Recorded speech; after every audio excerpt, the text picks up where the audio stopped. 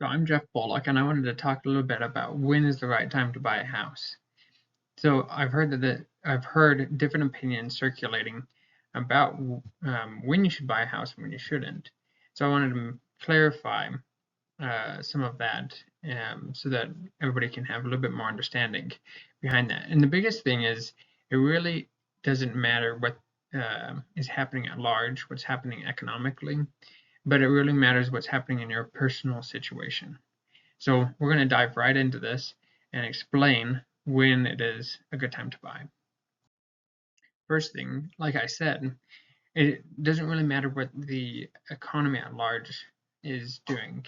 It really matters what your personal situation is, right? So as you're looking at economic ups and downs, all of those things can be concerning, or you might want to watch them but not for situations such as trying to guess the future. You can never guess the future, but it is important to watch them to know if your financial situation is now ready to buy a house, right? If housing prices have gone up too much, you might not be able to afford the house that you're looking for at that time.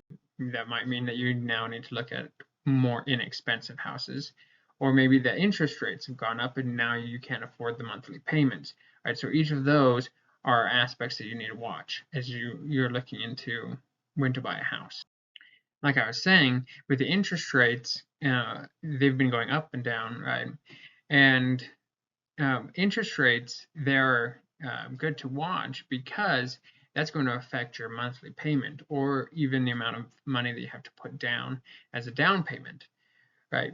Because as I'll talk about in a future slide, it is important that you keep your monthly cost of that house to um, around 25%. And so the increase or decrease of interest rates will affect the size of house that you can afford. All right. So as the interest rates go up, you may not be able to afford that house anymore. Or as interest rates go down, you may be able to afford more and more of a house. And when you buy a house, it's important that you get a fixed rate so that you don't have the fluctuation of costs as as you're living in that house. You want to have it fixed, and if you need to, you can refinance, but you want to have that fixed cost. That's one of the benefits of owning a house. Now, one of the reasons that you really don't need to look so much into the economy is that when you're owning a house, especially if it's a personal house, you are going to be looking at a long-term scenario. You shouldn't be looking at, living in the house for a couple of years, but for 5 to 10 years. That if you're not at that point, it might not be the right time for you to buy. In other words, if you're just barely coming into a new job, you're not sure if it's going to be the right job for you, it might be beneficial for you to first start off renting and see if this is going to be a place that you're going to be at long term. Once you've determined that you can be there long term, then that is when you would want to buy a house. That way, the ebbs and flows of the economy as it goes can kind of mellow out, and you will see a steady increase over time, right? As you can see here, I have this broken down into um, we've got the 5-year span and we've got 10-year span, right? So between each 5-year span, you have growth, and you sometimes do have a dip within 5-year span. So if you're there for 5 years, you might guess the market wrong, but this is, you know, there's not, these are pretty low odds of guessing the market wrong. Most of the time, the market within the 5 years will increase, right? Or at least increase for a little bit.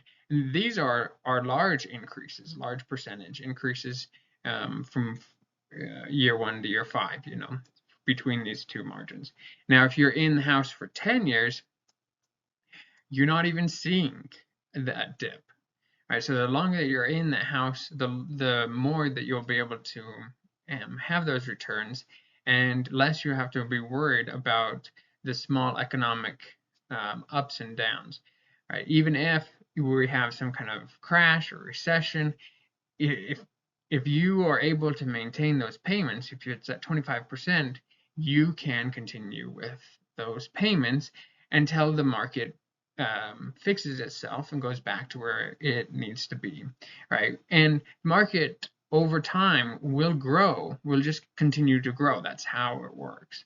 And if it doesn't, right, if crap hits the fan, everything goes haywire and everything uh, goes down the toilet, everybody else is going to be struggling just the same as you, and if not worse, right? And that's the key, right? Is hopefully you are in a better situation than most other people. And so if you have a house, if you have the larger down payment, you're able to afford more of it, you'll be able to kind of survive these ups and downs a little bit better. And the whole key is you don't want to be forced into selling when you don't need to. You want to be able to wait out those ups and downs, um, especially over 5 years or 10 years, whatever it is. And like you can see, and we'll talk about this a little bit later, a house is great for your future finances, right? I wouldn't say it's an investment, especially when we're talking about a personal house, but this is something that you can buy, it will appreciate over time, and then you can use it later on in your life when you're retired. You can buy a smaller house and sell the larger house and take that some of that income as your retirement. Of course, I wouldn't have that as my only retirement, but that is a possibility. All right, so like I was saying, you have to look at your own situation. And the biggest thing that I like to use, there are two things I like to use to determine if it is the right time to buy. The first is, do you have 20% a 20% down payment? Right? That will help you know that you're ready for that house. And 20%, I think, is just a great number uh, to say, is this an affordable house? Is it something that's within your means? Now, the other one is the 25% that I keep bringing up, right? 25%, the 25% of your income, you don't want to have your monthly expenses more than 25% of that income. So with that, that can help you know what's an affordable house as well as when you're ready, right? When you have that 20% down, when you have the income that's high enough, and when you find the house that you can afford, that's the time that you can purchase. Before that, you might as well rent, look at different houses, things like that, and wait for housing prices to go down, interest rates to go down, or for the right house to come on the market. So the biggest thing that you're wanting to avoid is you're wanting to avoid something like this, where you've bought the house that your dream house, and now you're having to turn around and sell it.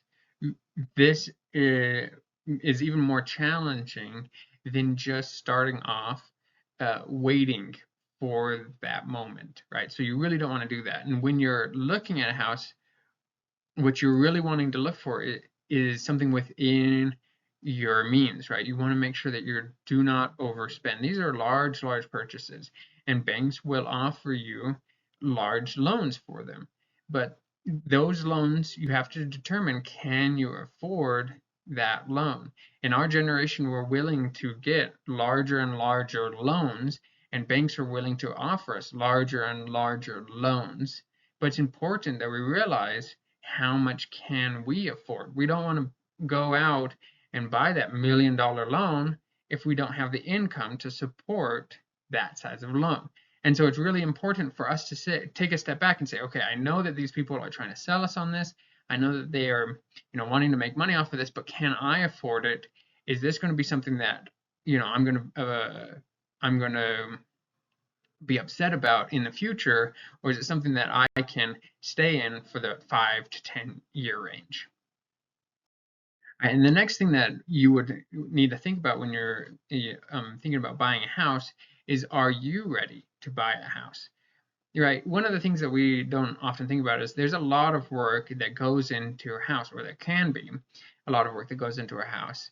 And so you have to think, all right, do you have the time? Do you have some of the knowledge for owning a house, right? If you buy a nice house, you live in it. Again, think about it. You're going to be living in this house for 5 to 10 years. If the weeds just go out of control, that is going to make that house depreciate. You're not going to be able to sell it at the value that you bought it for, right?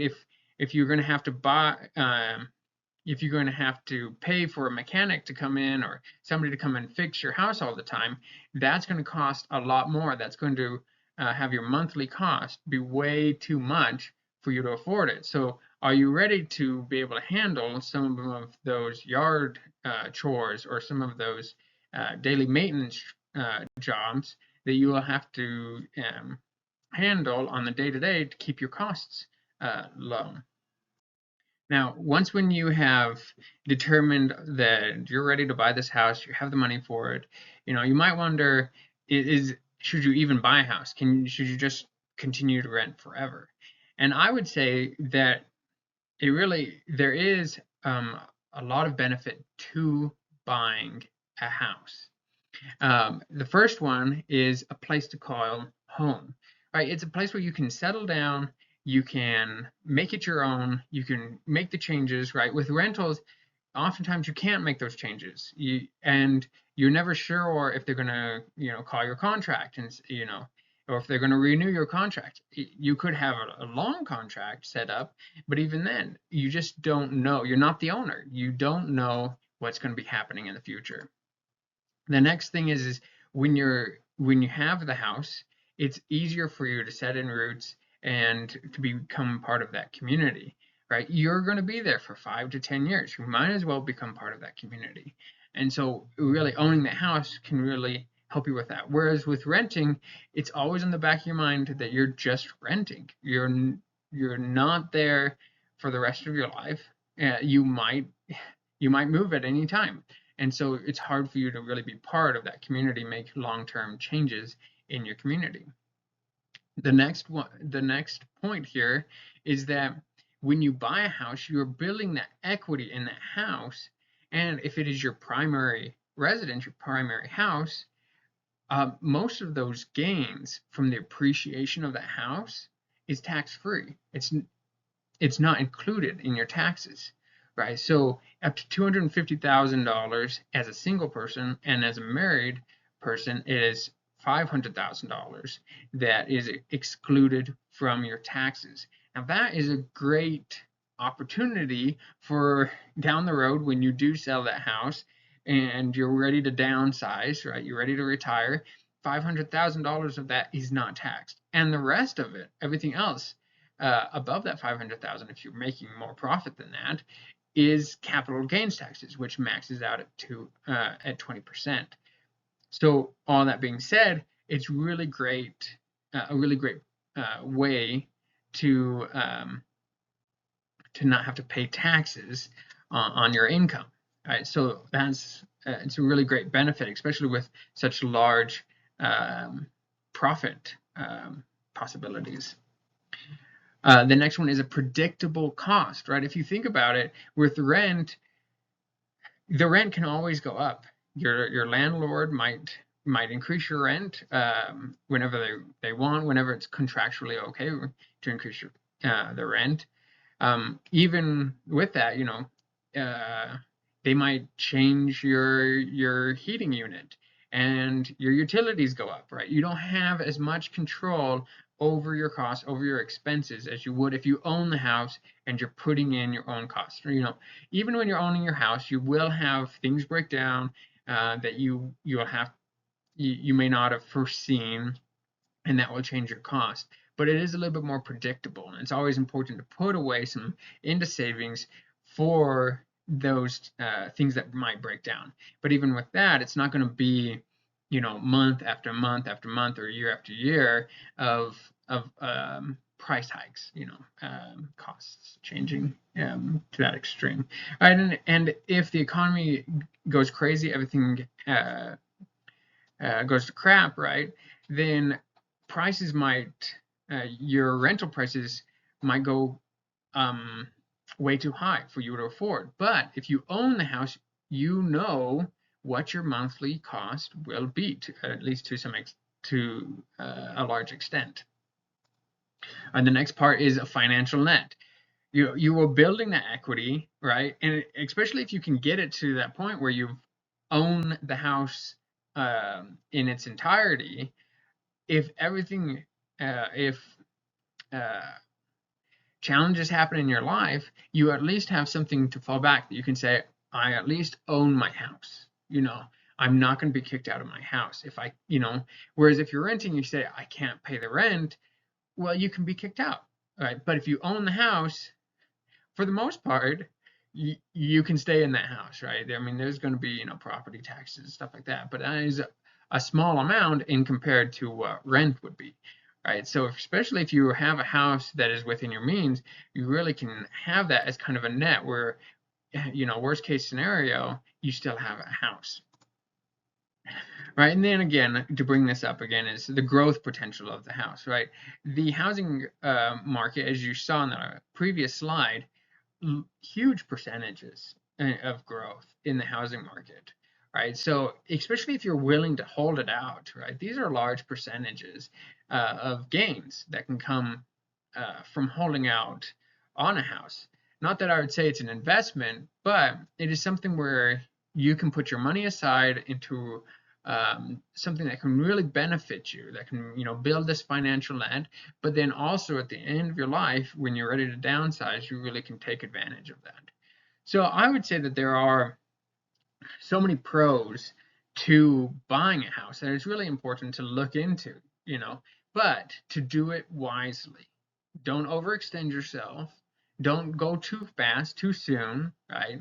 It's okay to be poor. It's okay to live frugally.